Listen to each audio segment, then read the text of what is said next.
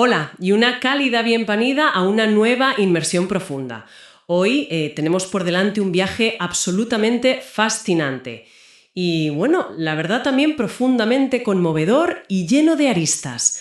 Vamos a adentrarnos en uno de esos episodios de la historia que, no sé, parecen haber quedado totalmente sepultados bajo el peso de narrativas mucho más grandes. Sí, grandes y muy complejas, desde luego. Exacto. Hablamos del desastre del SS Patria. Un suceso marítimo inmensamente trágico que tuvo lugar en el puerto de Haifa un 25 de noviembre de 1940. Y para prepararnos hemos reunido una pila de fuentes increíblemente variada. Tenemos, artículos históricos muy detallados, extractos de enciclopedias, testimonios personales directos y, para añadir una capa extra de complejidad a todo esto, también hemos analizado hilos recientes de redes sociales que aportan documentos de la época y unas perspectivas que, francamente, le dan la vuelta a todo. Totalmente.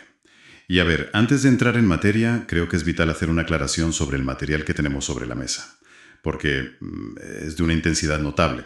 Al cruzar los documentos de la época con estos hilos más recientes, resulta evidente que las fuentes contienen una carga política fortísima y perspectivas, diametralmente opuestas. Diametralmente opuestas es quedarse corto, la verdad. Sí, es que por un lado encontramos textos históricos que enmarcan los hechos en una lucha desesperada por la supervivencia, y por otro, acusaciones sumamente severas que califican el evento directamente como una operación terrorista o un sacrificio premeditado por parte de grupos paramilitares. Así que nuestro papel en esta exploración no es, bajo ningún concepto, hacer de jueces ni tomar partido. Eso es fundamental dejarlo clarísimo. Exacto, no estamos aquí para respaldar ninguna postura ideológica ni para emitir juicios morales sobre quienes tomaron decisiones en 1940. El objetivo es simplemente poner todas estas piezas contradictorias sobre la mesa, examinar la información de manera rigurosa e imparcial y ver cómo un mismo evento puede ser interpretado desde prismas tan radicalmente distintos. Queremos proporcionar las herramientas para fomentar el pensamiento crítico de quienes nos escuchan. Totalmente de acuerdo.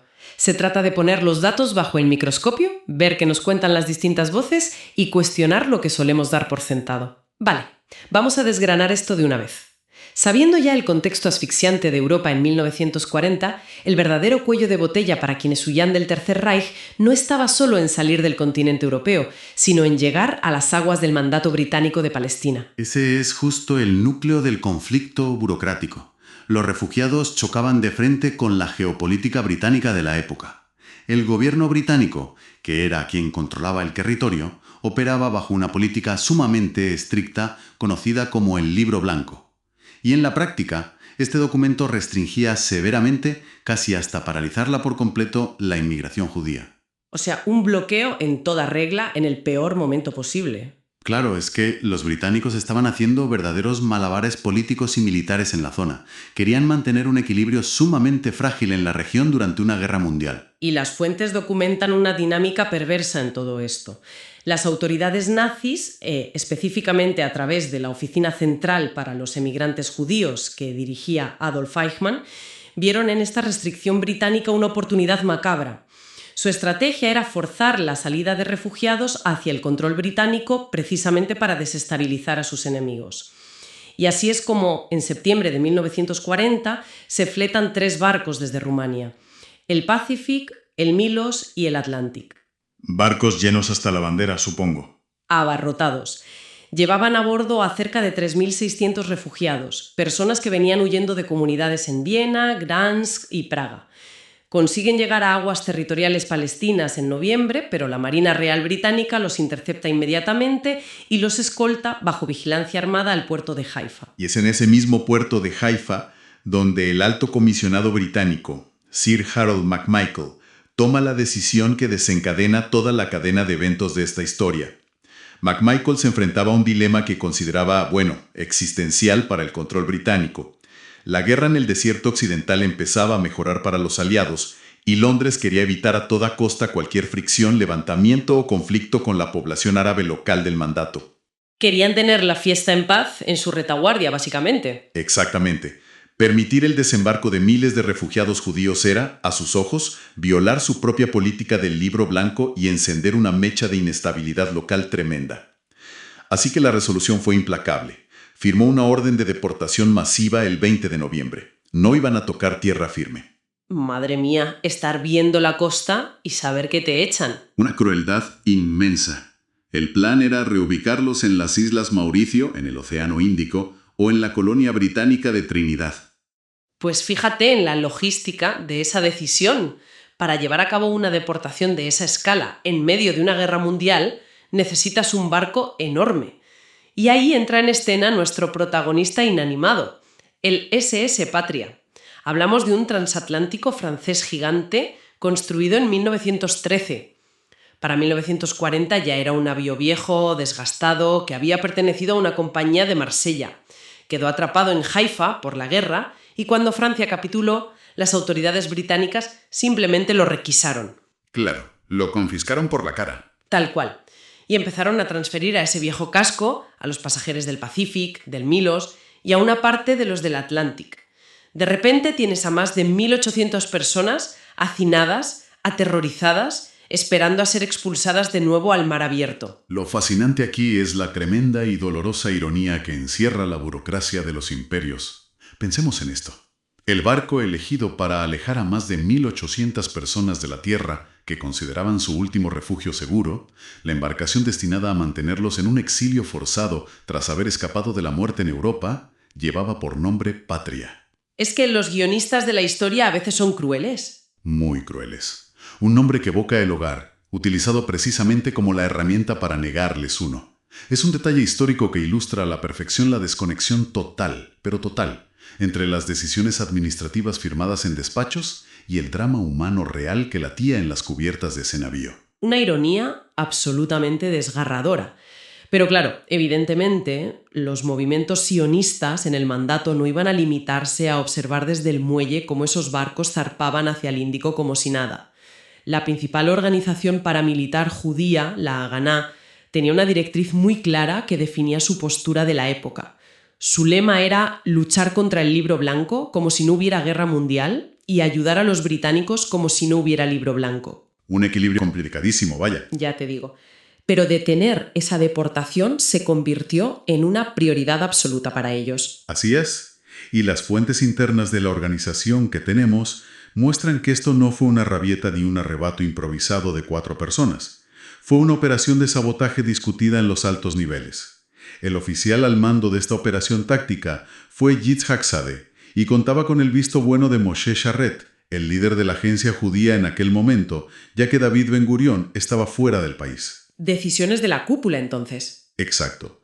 Pero hay que subrayar con mucho énfasis cuál era el objetivo táctico original, al menos según los registros históricos de la Haganá que tenemos en la pila de fuentes. El propósito, bajo ningún concepto, era hundir el barco ni causar bajas. Cero.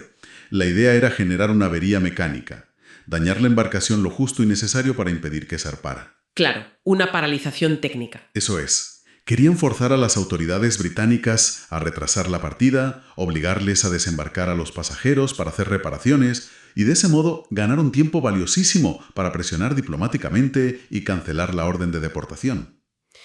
Bueno, el problema de la teoría, como siempre, es llevarla a la práctica. Para sabotear un transatlántico que está rodeado de fuerzas británicas, necesitas a alguien dentro. Ese infiltrado fue Munya Mardor, un miembro encubierto de la Haganá, que convenientemente trabajaba como asistente en el equipo de reparación del propio puerto de Haifa. A través de él lograron introducir explosivos de forma clandestina. Hubo un primer intento de detonación programado para el 22 de noviembre, pero el artefacto falló estrepitosamente. No llegó a explotar. Ni una chispa. Así que, con la presión del reloj en contra, porque la deportación era inminente, tuvieron que improvisar a toda prisa y fabricar una nueva carga para el 24 de noviembre. Y este es el momento exacto donde la suma del amateurismo y la absoluta falta de criterio técnico sellaron el destino del barco y de su gente. Quienes planearon la colocación de este segundo explosivo ignoraron olímpicamente los consejos de los expertos en demolición naval con los que habían consultado previamente. Un error garrafal, vamos. Tremendo. El sentido común y los propios expertos dictaban que la bomba debía colocarse cerca de la sala de máquinas. Eso inmovilizaría las hélices o el motor, sin comprometer la estructura principal de flotabilidad, donde, recordemos, dormían miles de personas. En lugar de eso, decidieron fijar el explosivo en el casco interior, en una de las zonas más vulnerables de la chapa. Es que es incomprensible. Tienen un barco con casi 30 años de antigüedad, con metal fatigado por la guerra, y deciden volar una parte del casco. Es el equivalente, para que nos entendamos, a intentar arreglar una puerta rompiendo el muro de carga de un edificio. Una imprudencia descomunal, desde luego. Subestimaron el estado del metal y, lo que es muchísimo peor, subestimaron el efecto expansivo de una explosión bajo la línea de flotación. Y así es como llegamos a la fatídica mañana del 25 de noviembre. Las fuentes marcan el inicio del desastre unos minutos pasados de las 9 de la mañana. La bomba detona. Y no causa una pequeña vía de agua controlable como esperaban. La onda expansiva arranca literalmente un trozo del lateral del barco. Abre una brecha masiva, un boquete de 3 metros de largo por 2 metros de ancho, directamente bajo el agua. Un agujero gigantesco. El mar Mediterráneo empieza a entrar a toneladas por segundo en las entrañas del viejo buque. El Patria se escora violentamente de inmediato. Y aquí viene el dato más escalofriante de todos los registros. Un transatlántico de ese tamaño tardó apenas 16 minutos en hundirse por completo. 16 minutos. Madre mía. 16 minutos no es tiempo suficiente ni para asimilar qué demonios está pasando, y muchísimo menos con casi 2.000 personas a bordo, hacinadas, en un estado de pánico absoluto. Los testimonios de los supervivientes describen una escena dantesca. Personas mayores resbalando por las cubiertas inclinadas, las sirenas del puerto aullando sin control y oleadas de agua turbia inundando los camarotes inferiores en cuestión de segundos. Decenas de familias enteras quedaron atrapadas ahí abajo, en la más absoluta oscuridad, sin la más mínima posibilidad de encontrar la salida hacia las cubiertas superiores. A ver, hay una historia específica en los testimonios personales que creo que le pone rostro a todo este terror espantoso. Es la historia de Joseph Deckel. Él y su mujer habían logrado lo imposible. Escapar del régimen nazi, cruzar media Europa destrozada por la guerra, llegar al puerto de Haifa para estar a salvo. Y de repente se ven a punto de morir ahogados viendo la tierra a escasos metros. En el instante del estallido, Joseph no se paraliza. Le pone un chaleco salvavidas a su mujer a toda prisa porque ya no sabía nadar y luego agarra el pequeño Moisés de mimbre donde dormía su bebé de apenas un mes, Sipora. Espera, ¿saltan por la borda de un transatlántico hundiéndose con un bebé de un mes metido en un Moisés? Literalmente. Los tres saltan al agua, que estaba plagada de escombros, hierros y combustible. Los relatos cuentan cómo Joseph, ya en el agua, sostenía a su mujer con una mano y el Moisés con la otra, intentando mantenerlo a flote desesperadamente. Pero claro, con el oleaje brutal del hundimiento, el Moisés empezó a llenarse de agua muy rápidamente. Joseph empezó a perder las fuerzas, vio cómo la cabecita de su bebé empezaba a hundirse bajo el agua turbia. Y en un último esfuerzo desesperado y casi sobrehumano, logró pedir ayuda a gritos a una lancha que pasaba cerca. ¡Qué angustia, por favor! Milagrosamente alguien de la lancha los escuchó en medio del caos. Lograron subirlos a bordo a los tres. Esa bebé, Sipora, se salvó. Creció en Israel y terminó siendo profesora de inglés muchos años después. ¡Guau! Es un relato de supervivencia asombroso dentro de un caos absoluto. Pero claro, cuando alejamos un poco la lupa de esos milagros individuales, las cifras del balance general del hundimiento son desoladoras. Tras el rescate, los registros oficiales sitúan el número de fallecidos en 267, aunque hay algunas oscilaciones en ciertas fuentes que hablan de entre 250 y 280 muertos. A eso hay que sumarle 172 heridos graves. Cientos de hombres, mujeres y niños que habían logrado eludir el holocausto terminaron ahogados en el fondo del puerto de Haifa debido a la profunda negligencia de la misma organización que pretendía protegerlos. Es una tragedia sobre otra tragedia. Y fíjate en un detalle que añaden varias de las fuentes contemporáneas y que subraya la inmensa paradoja del momento. En medio de todo este desastre, quienes acudieron rápidamente en pequeños botes para sacar a muchos de esos supervivientes del agua no fueron solamente policías británicos, sino trabajadores portuarios árabes palestinos, los mismos contra los que la diplomacia británica intentaba evitar fricciones con todo el tema del Libro Blanco. Esa es la auténtica tragedia humana de este suceso. Cientos de vidas perdidas por una incompetencia táctica atroz. Pero a nivel institucional y de cómo el poder gestiona una crisis de esta magnitud cuando es directamente responsable, aquí es donde se pone realmente interesante. Porque tener un barco de ese tamaño hundiéndose a plena vista, con cientos de cadáveres flotando en la bahía durante días, exige una respuesta política inmediata.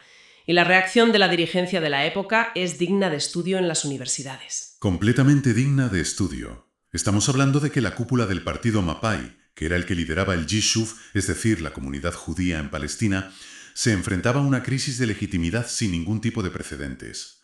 Habían provocado lo que las propias fuentes definen, sin ambajes, como la mayor pérdida de vidas judías a manos de otros judíos.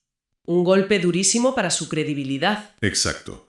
En cualquier sociedad mínimamente estructurada, la reacción lógica sería asumir la responsabilidad operativa, admitir públicamente la negligencia catastrófica y, por supuesto, iniciar procesos penales contra los responsables de ese amateurismo explosivo. Pero el instinto de supervivencia política, ya sabemos cómo funciona, dictó otro camino.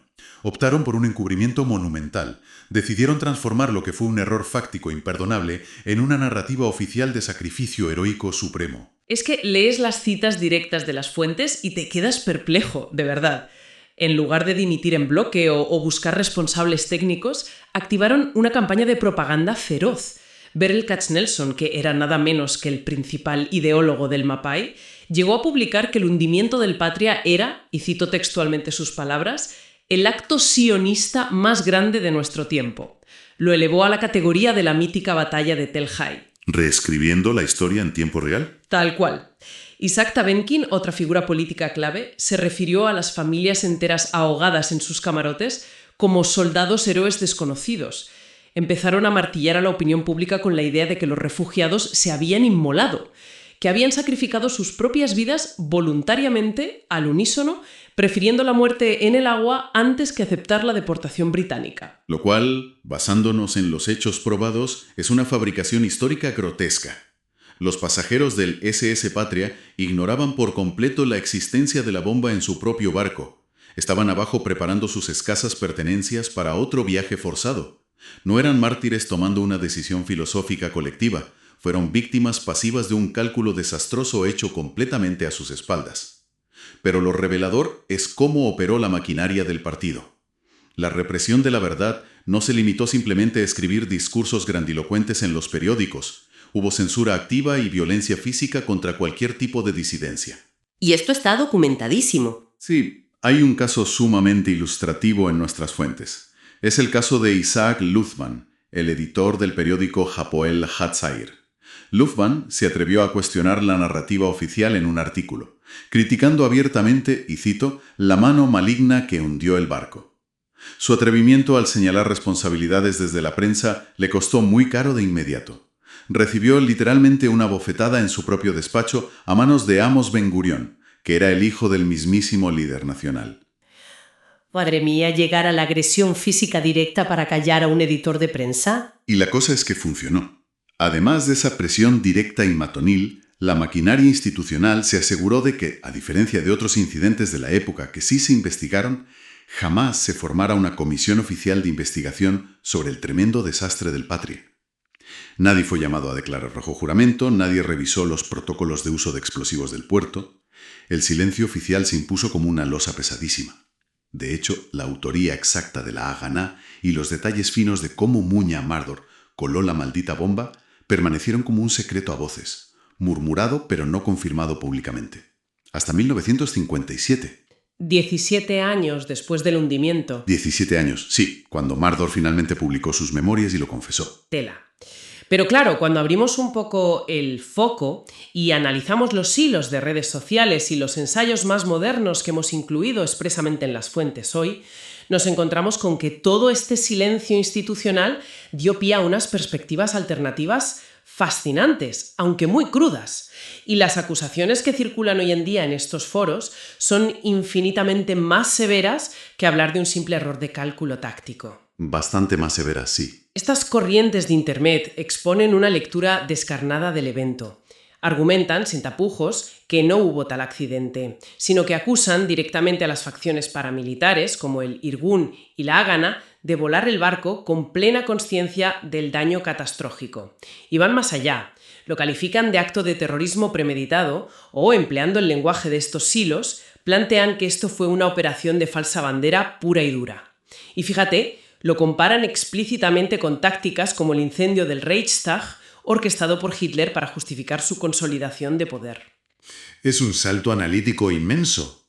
Y quiero recalcar, como dijimos al principio, que no estamos validando estas acusaciones como hechos históricos comprobados, sino observando cómo se construye el discurso moderno en base a los silencios del pasado. Absolutamente, mantenemos la distancia crítica, pero es que los hilos no se quedan ahí, incluso terminan sugiriendo paralelos con teorías conspirativas modernas, mostrando supuestas evidencias o patrones para argumentar que eventos como el de las Torres Gemelas también obedecen a esta lógica de falsa bandera, donde los estados o grupos de poder sacrifican a su propia gente para forzar cambios geopolíticos masivos.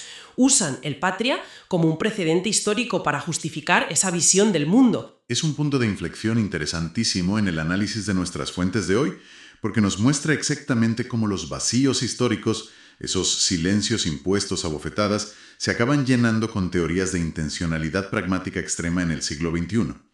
El argumento central que plantean estas corrientes contemporáneas para respaldar su acusación sobre el Patria es que la dirigencia consideró el desastre no como un fracaso, sino como una victoria estratégica encubierta. ¿Y en qué se basan exactamente para lanzar una acusación tan gravísima? Pues se basan en el resultado político posterior al hundimiento. A raíz de la tremenda tragedia y de las fotos de los cadáveres, por pura presión humanitaria internacional, las autoridades británicas finalmente cedieron. Permitieron que los sobrevivientes del Patria se quedaran en Palestina y cancelaron su orden de deportación. Estas fuentes argumentan que sacrificar a unos cientos en el puerto para asegurar la entrada de miles era un precio en sangre que las organizaciones estaban fríamente dispuestas a pagar.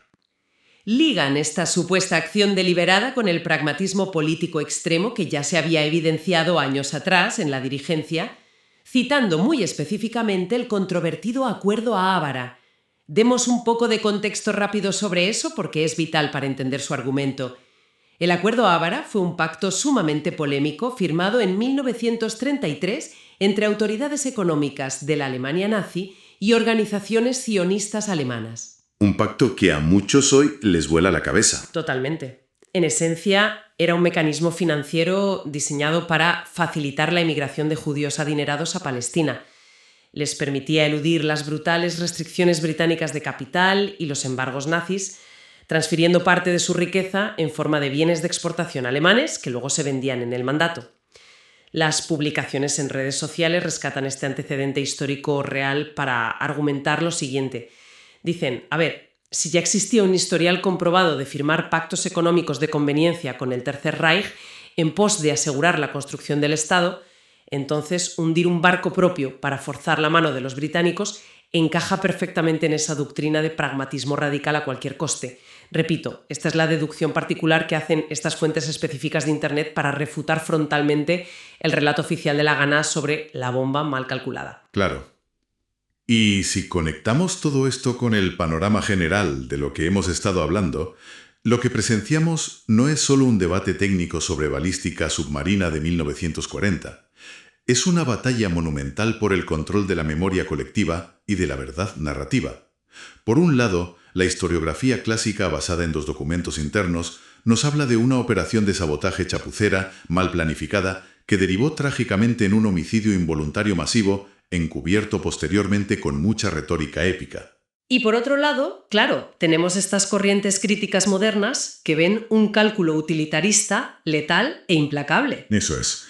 Pero hay un hecho objetivo en el que todos los análisis académicos serios de nuestra pila de fuentes coinciden rotundamente. Y es la eficacia aterradora de la maquinaria de propaganda de aquella época. El desastre del SS Patria, pese a ser la catástrofe con mayor pérdida de vidas de este tipo en toda la historia del movimiento, fue extirpado de la conciencia pública con bisturí. Varios autores subrayan que generaciones enteras de estudiantes que pasaron por el sistema educativo israelí moderno crecieron y se graduaron sin haber escuchado jamás, ni una sola vez, el nombre del SS Patria en sus aulas. Fue borrado institucionalmente de los libros de texto. Entonces, ¿qué significa todo esto? Si miramos el recorrido que hemos hecho hoy, partimos de la angustia inimaginable de miles de refugiados huyendo del infierno absoluto en Europa, solo para toparse con la fría e implacable burocracia de un imperio británico preocupado únicamente por sus propios equilibrios de poder en la zona. Vimos cómo el fervor ideológico y digamos, la impaciencia llevaron a una facción armada a meter explosivos en el casco de un barco fatigado de la Primera Guerra Mundial. Presenciamos un error técnico fatal que se cobró más de 250 vidas en apenas 16 minutos de terror. Y terminamos viendo cómo los responsables, en lugar de rendir cuentas ante la justicia, construyeron un mito espectacular de heroísmo inquebrantable, silenciando literalmente a golpes a quien intentara contar la verdad, hasta que el suceso simplemente desapareció de los libros de historia. Resumido a la perfección. Y la relevancia de analizar en profundidad estos mecanismos hoy en día, en nuestro contexto actual, es incalculable. Esta historia es un recordatorio severísimo de por qué debemos desconfiar por defecto de las narrativas oficiales demasiado prístinas o perfectas. Nos demuestra, con datos crudos, cómo las mejores intenciones declaradas, cuando están impulsadas por un fervor nacionalista cegador, pueden derivar fácilmente en negligencias criminales. Pero por encima de todo esto, nos ilustra de forma magistral que la historia no es un notario objetivo de los hechos ocurridos. La historia es totalmente maleable. A menudo es solo un guión editado a posteriori por quienes ostentan el poder en ese momento, utilizando todas las herramientas de censura y propaganda que tengan disponibles para blindar su legitimidad y evadir el banquillo de los acusados. Es la confirmación definitiva de que el pasado se puede reescribir por completo si gritas lo suficientemente alto, si fabricas una buena historia épica y si callas a los testigos adecuados a tiempo. Totalmente. Esto plasma una pregunta importante si miramos hacia el futuro, o más bien, hacia nuestro presente hiperconectado y saturado de datos. Hemos visto cómo en 1940 se pudo alterar, maquillar y casi borrar por completo un evento físico colosal. Hablamos de hundir un transatlántico gigantesco en el puerto más importante de la región, a plena luz del día, con cientos de testigos presenciales, miles de implicados directos y un rastro de cadáveres innegable flotando en el agua.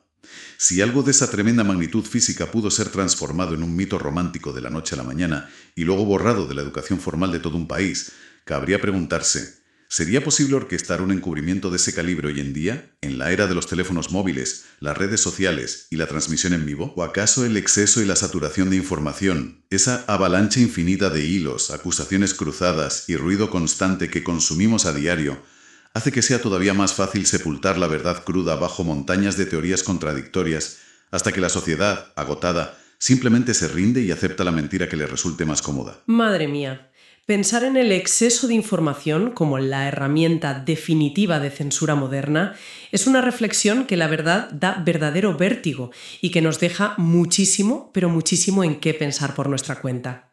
Gracias por acompañarnos hoy en este viaje a través de las zonas más grises y manipuladas de la historia. Seguiremos explorando los archivos, leyendo entre líneas y sobre todo cuestionando siempre las verdades absolutas que nos presentan como inamovibles. Hasta la próxima inmersión profunda.